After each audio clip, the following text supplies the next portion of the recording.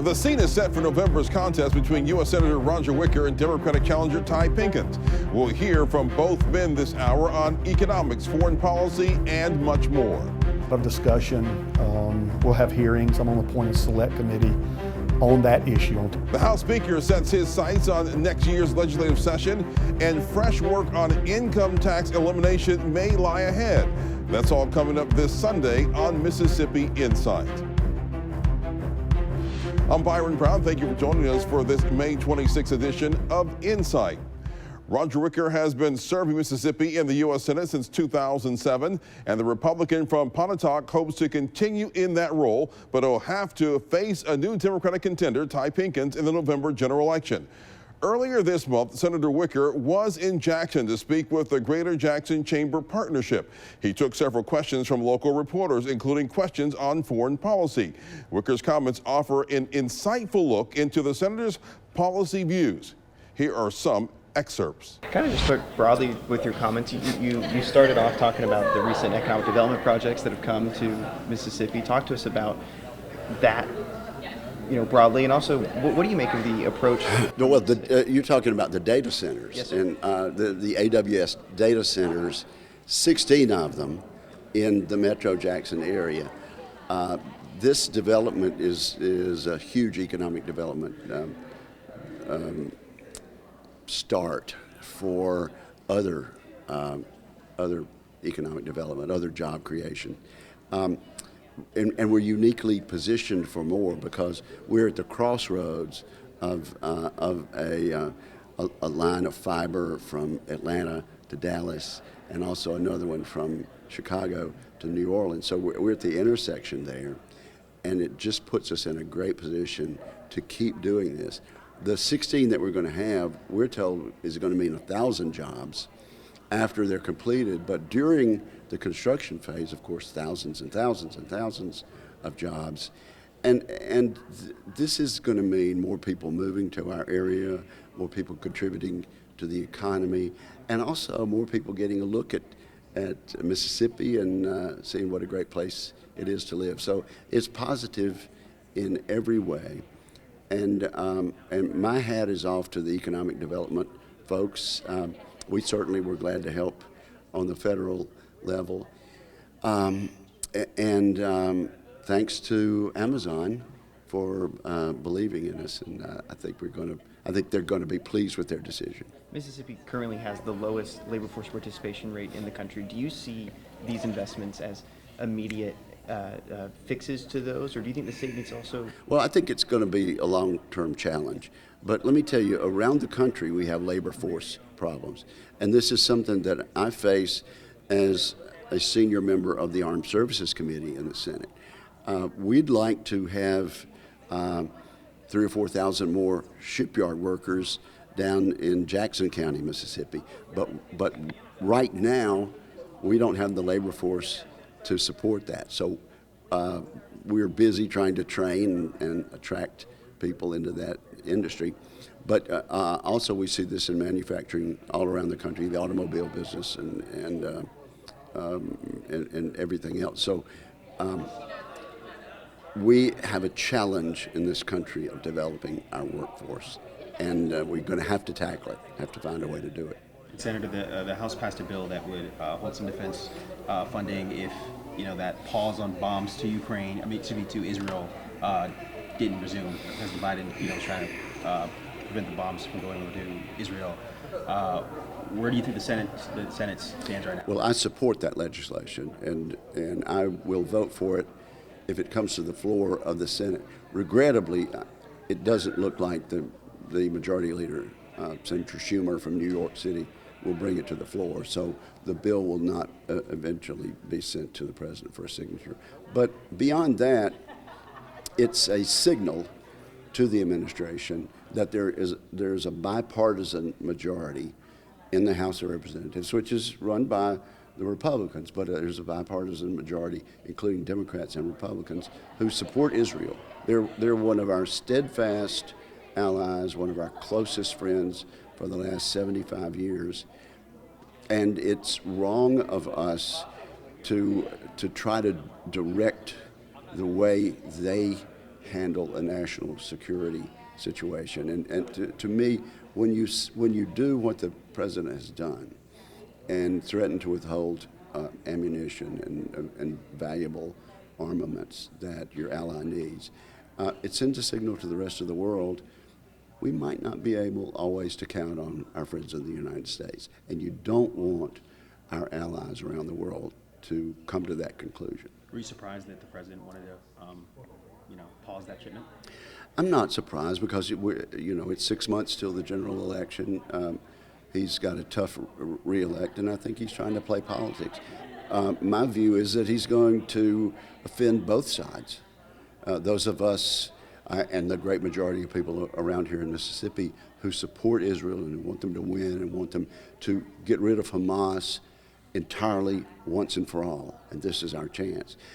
He's offending those of us on that side. At the same time, by playing both sides, he's not making any friends in the Muslim community in some of these industrial northern states either. So to me, in things like this, you just ought to do the right thing and let the chips fall where they may. And in this situation, doing the right thing is staying with our allies, fighting against terrorism sponsored by the Iranian Ayatollah.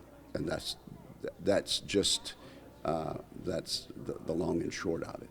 Israel is the most democratic country in that area of the country. They have made free markets and democracy survive in a hostile environment. And more people are coming over to their side. More and more of the Arab world are coming to the realization that Israel's going to be there. They're not going to be able to run them out of the area, so we might as well coexist. Is that something that is that a lesson we need to learn all over the world? Yes. So I'm steadfastly for the Israeli Defense Force in this regard. And so the pushback to that has been, there are been women and children losing their lives in Gaza. Where do you find the balance between providing aid for those people, but also giving Israel what they need? Well, we absolutely need to save as many civilian lives as we can. But we also need to realize that much of the harm and destruction that is happening to the Palestinian population in Gaza and in the Middle East is being done because Hamas uses civilians as a human shield.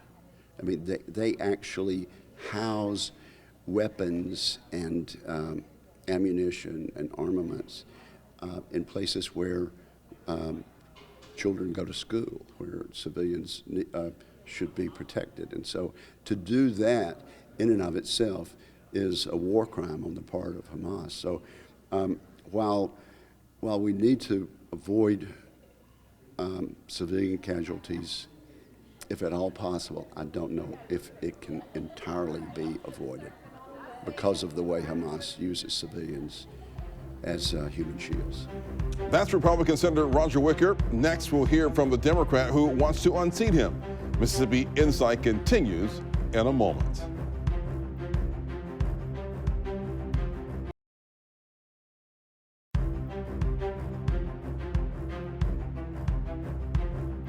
The senior senator from the Magnolia State may be well known to voters, but Ty Pinkins believes that he has what it takes to beat Wicker in November. The Democrat from Rolling Fork is an attorney and an advocate, having worked with the Mississippi Center for Justice and the White House Communications Agency. He is also a U.S. Army combat veteran, serving 3 terms in Iraq before retiring in 2017. Ty Pinkins, welcome to Mississippi Insight. Happy to be here. First off, you've heard Senator Wicker talk greatly about dealing lately with global policy and the wars in Ukraine and the Middle East. The Senate has had a key role in our international affairs. Do you believe that you're better qualified to weigh in on foreign policy, and if so, why? Well, look, I am a veteran. I served 21 years on active duty, 3 combat tours, so I think I have a wealth of knowledge to take to the Senate in order to deal with those issues. My views on foreign policy, particularly when it comes to what's going on in Ukraine right now and in Gaza right now, I think I have a wealth of knowledge to offer to that situation. And I think looking at those situations, we need to make sure that we're supporting Ukraine in their fight against Russia. We also need to make sure that we support our allies in Israel. However, understanding that it's important that countries like Israel, even though they're our allies, that they are abiding by international law. I support a ceasefire, but also support a two-state solution. Israel has a right to be secure in their state, but also the people of Palestine, they also have a right to have a secure place to live also. Hey, let's get that cup out of your way real quick so we, yeah, is that far enough, guys? Okay. Let's talk a little bit about when we talk about what's going on in Israel and the war in Hamas. When you talk about is that in step? Do you believe that you would be in step with the Biden administration, or are you out of step with the Biden administration right now? Well, I agree with the Biden administration's approach to our allies. Israel is one of our longest standing allies, and we support them. However, as I alluded to earlier, our allies also have to abide by international law. And that's one of the issues right now that we're trying to figure out on the international stage is, are we, or is Israel conducting this war in a way which is in line with international law, with regard to making sure that the people of,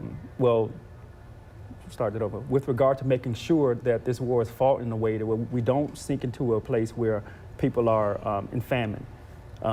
Women and children aren't continuing to lose their lives in this conflict. We really have to take that into consideration. What we also have to do, and one of the areas in which I might diverge a little bit, is that when we offer our resources and our assistance to our allies, that should never come with no strings attached. I don't think that's a good idea. President Biden recently delayed bomb shipments to Israel's defense forces as they prepare new operations in Gaza. He drew sharp rebucks from Wicker and others by doing so. What do you think of that move? Do you support his move to do that? Yes, I do. With regard, as I mentioned before, with regard to everything that's going on right now, the number of lives lost, over 35,000 people have died in that conflict. And those deaths have been a result of those 2,000-pound bombs that have been dropped in Palestine or in Gaza. Making sure that we are not adding to the difficulties that the people of Palestine are facing, but also making sure that we support our allies. I think President Biden made the right decision.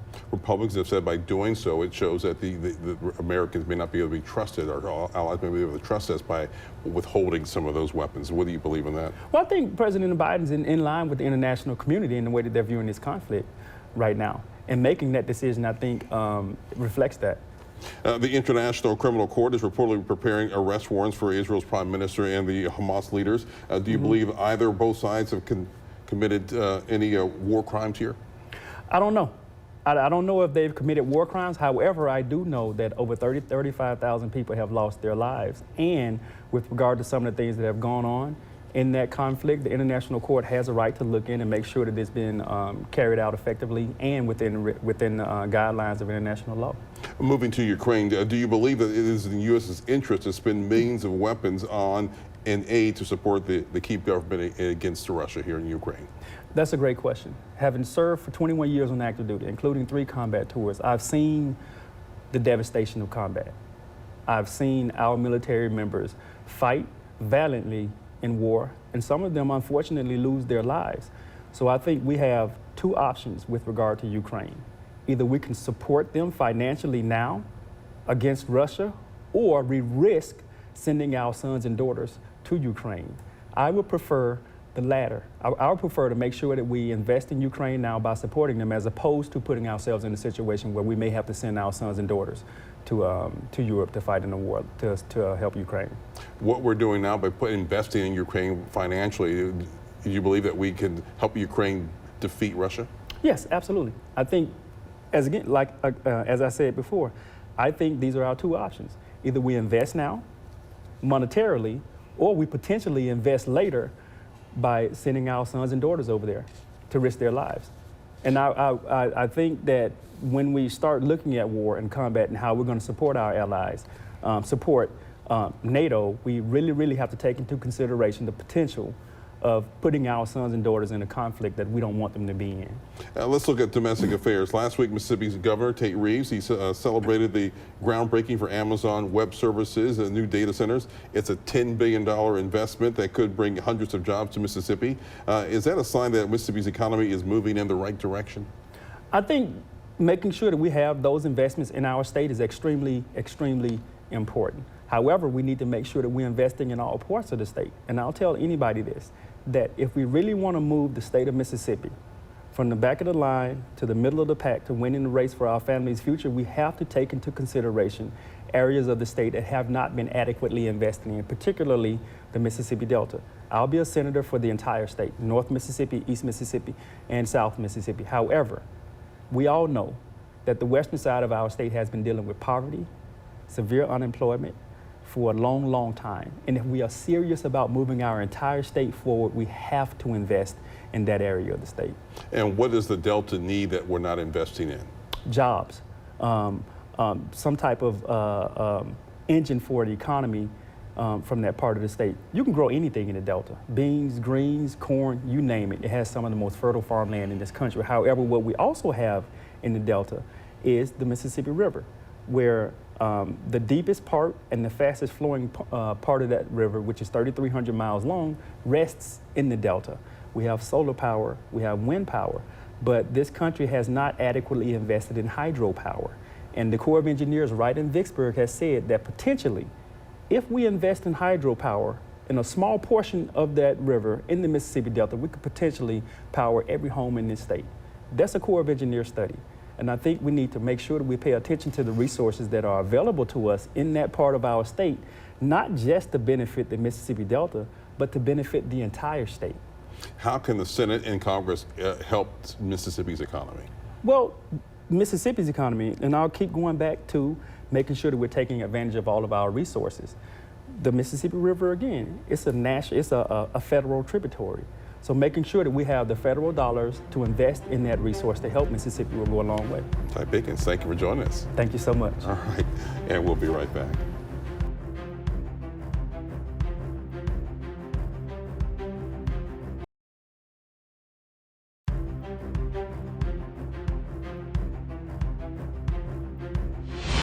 We just marked the end of the 2024 legislative session not very long ago.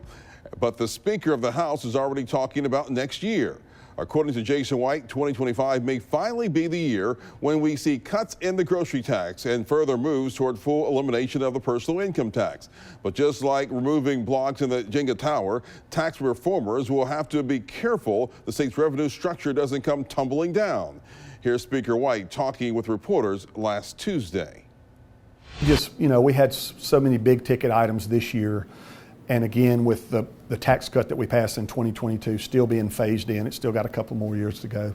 We didn't feel like, maybe we were right for that discussion yet, and trying to figure out between all the talk of inflation, all the talk of the influx of federal money through, ARPA funds and everything surrounding COVID relief and all that. We wanted to be sure we had a true handle on where our state budget was, number one.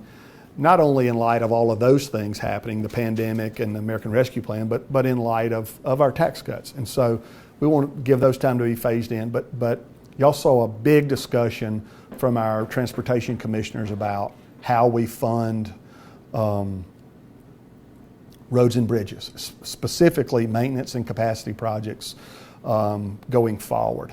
And they want, and are talking about, and it's, the costs they're runaway. They are exorbitant when it comes to building highways and that sort of thing, and our bridges and maintaining them as well. And so we want to look at a dedicated stream of revenue for that. We want to look at continuing to move away from the personal income tax and moving to a consumption tax. We want to cut the grocery tax. My goal is to cut it in at least half, get it from 7 to 3.5 as soon as possible. That would be a part of any package you saw. So between eliminating the personal income tax, cutting the grocery tax in half, we would probably, of course, have to look at sales tax, the way we divert it to cities, the way we, the gas tax we collect, 18.5 cents on a gallon, is there room there? you know, what do Mississippi taxpayers and drivers on our roads and bridges want to do there? So you're going to see a lot of discussion. We'll have hearings. I'm going to appoint a select committee on that issue, on tax reform in Mississippi, to include the issue of dedicated stream of revenue for roads and bridges, and see where the consensus lies there among all stakeholders at that, from, you know, our commissioners to, you know, Department of Revenue, and let's really look at, and as y'all know, we derive all of our revenues mainly from sales tax and income tax, a little bit from you know, gaming and some other things, but most of it comes from those two sources. And we're going to look at the way some other states do it going forward, you know, and if you were to dedicate some portion of that, and we're going to look at the way we divert to cities. Because as we look at the issue with the grocery tax, to cut the grocery tax, the grocery tax is the #1 sales tax generator for most medium and small towns. And so you start eliminating the grocery tax, that is a large portion of the sales tax that happens inside the city limits of lots of our smaller towns and cities. And so that's a double whammy. Cities would have to be made whole, and